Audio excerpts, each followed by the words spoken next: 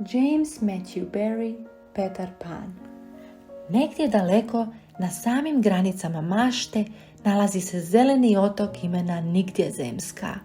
Ovaj otok vječnoga djetinjstva, snova i maštarija dom je Indijancima, sirenama, vilama i gusarima koje predvodi siloviti kapetan Kuka. Vječni neprijatelj gusara, Petar Pan, živahan je i veseo dječak i vođa je skupine izgubljene djece koja nisu htjela odrasti. U jednoj mirnoj londonskoj ulici gospodin i gospođa Darling živjeli su sa svojom djecom, Wendy, Michaelom i Johnom. Najljepši trenutak dana bio je onaj kada su djeca već polijegala u krevete, a Wendy bi im pripovijedala o Nigdjezemskoj. Samo je Wendy umjela pričati tako lijepe i sretne priče. Michael i John obožavali su slušati priče o Petru Panu i njegovim dvobojima protiv zakletog neprijatelja kapetana Kuke. Ali i Petar Pan volio je slušati Wendine priče, krijomce, a da nitko ništa o tomu ne zna. Nažalost, jednoga dana se sve promijenilo. Gospodin Darling, koji nije volio priče o Nigdjezemskoj, odlučio je da će ta noć Wendy biti posljednja koju će provesti u sobi dječaka. Vrijeme je da odrasteš, djevojko, odrješito joj reče. No, iste te večeri, dok su roditelji bili vani, dogodilo se nešto neočekivano. Petar Pan i njegova nerazdvojna družica Malena Vila Zvončica pojavili su se u sobi dječaka. Petar Pan došao je poslušati priče o svojim junačkim pustolovinama, ali i pronaći svoju sjenu koju je bio izgubio prilikom posljednjeg posjeta. Kada je doznao da Wendy sljedećeg dana više neće spavati u istoj sobi kao i dječaci, reče: imam ja dobru ideju, odveću te u Nigdjezemsku, ondje ćeš pričati priče meni, a i izgubljenim dječacima. Krasno, ali moramo povesti i Michaela i Johna, odgovori Wendy Petru Panu, dok mu je sjenu koju je iznova pronašao prišivala na cipele kako ga više ne bi mogla napustiti. A sada naučit ću vas letjeti, reče Petar Pan. Vidjet ćete, uopće nije tako teško. Sve što je potrebno jest malo vilinske prašine s krila zvončice, malo vjere i pregršt sretnih misli o nečemu prekrasnom. Nakon što su se Wendy, Michael i John vjerno pridržavali uputa Petra Pana, osjete kako se podižu u zrak kao da imaju krila i odlete kroz otvoren prozor pod mjesečinom do druge zvijezde s desna gdje se smjestila čudesna Nigdjezemska u kojoj se zauvijek može ostati djetetom. Nježno slete na oblak s kojeg su mogli vidjeti Nigdjezemsku. Pogledajte, eno gusara, iznenada poviče Michael. Gusarski brod vidio se usidren u uvali. Članovi posade željeli su se što prije otisnuti na more kako bi pljačkali druge brodove, ali kapetan Kuka odgađao je isplovljavanje jer se pokušavao dosjetiti na koji će način konačno uhvatiti Petra Pana. Zašto? Jer je u davnom dvoboju protiv Petra Pana izgubio šaku koju je dječak bacio krokodilu. Na njegovu nesreću krokodilu se svidio okus kapetana Kuke i od tada ga je želio cijelog pojesti. No, na sreću krokodil je bio progutao i budilicu te je zvuk sata, tik, tak, upozoravao kapetana Kuku svaki put kada bi mu se krokodil prikrao. Bježimo odavde prije nego što nas kapetan Kuka primijeti, poviče Petar Pan, te njih 4 nedugo zatim stignu do skrovišta Petra Pana i izgubljene djece. Sa sobom sam doveo Wendy koja zna pričati priče bolje od ikoga, reče Petar Pan izgubljenoj djeci. Ali prije svega idite s Michaelom i Johnom pronaći Indijance. Biće vam jako zanimljivo pobliže ih upoznati. U međuvremenu Wendy i ja posjetiti ćemo sirene. Vrijeme je brzo prolazilo dok su ugodno čavrljali okruženim svjetlucavim mirnim plavetnilom lagune sirena.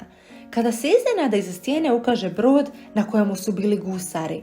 Na brodu je bio kapetan Kuka sa svojim vjernim kuharom, a na krmi je bila privezana tigrica Lili, kći indijanskog poglavice.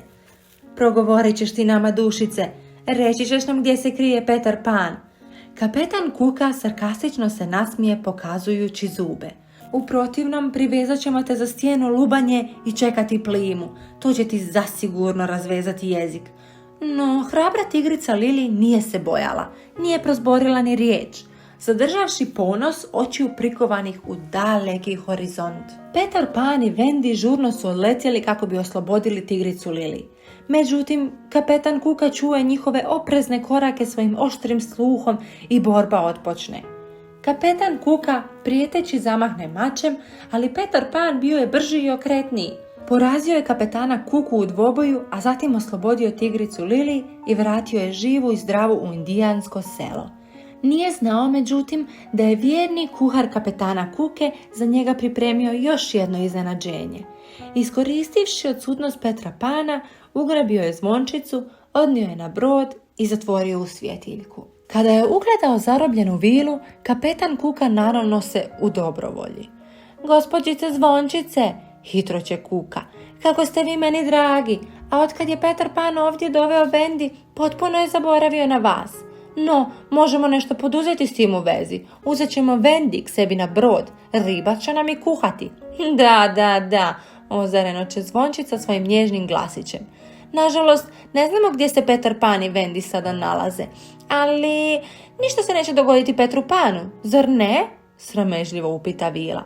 Ni vlas glave mu neće pasti, odvrati zli kapetan Kuka. I tako zvončica ljubomora na Vendi nacrta kartu navodeći put do tajnog skrovišta Petra Pana. Kada se smračilo, Vendi i njezinoj braći počeo je nedostajati dom i odluče se vratiti. Predložili su izgubljenim dječacima da se i oni, ako to ne smeta Petru Panu, vrate svojim domovima. Svi se spuste u tajni tunel koji je vodio do drva vješala, ali gusari su ih čekali u zasjedi. Sve ih pohvataju i privežu im ruke i noge.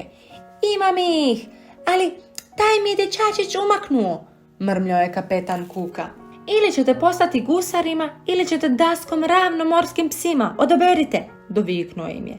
Gusari, nikada, ljutito mu odbrusi Vendi. Ako je tako, ti ćeš biti prva na redu, odlučio je kapetan Kuka. Kada je Vendi stala na dasku koja se nadvila nad dubinama, svi utihnu.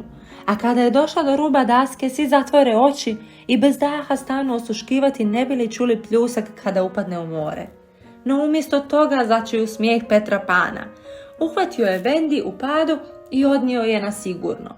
Čini se da je zvončica, shvativši što je napravila, odlučila izgladiti situaciju.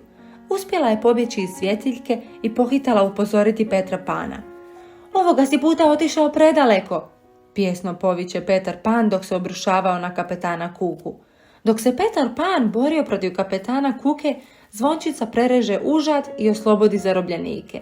Svi zajedno bace gusare s broda i puste ih da pobjegnu brodićem. U jednom trenutku Petar Pan ugrabi kapetanu Kuki mač iz ruke i baci ga u more, a i kapetana Kuku zadesi ista sudbina.